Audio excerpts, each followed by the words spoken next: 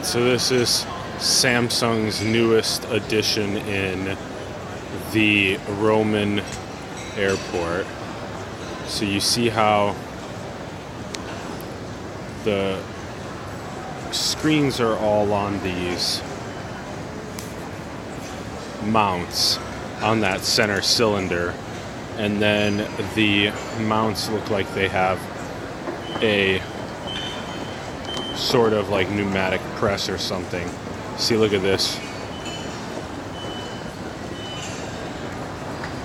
Yeah, that's quite interesting. Look how far out they extend and everything.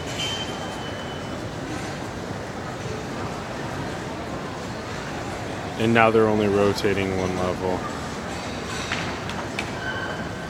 It's interesting because I was thinking about something like this for inside of a home as a design challenge about 2-3 years ago or so.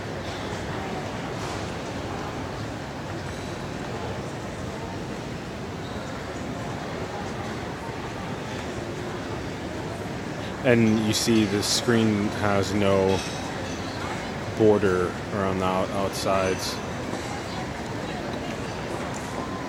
Yeah, so there's what the inside really looks like. Very, very interesting.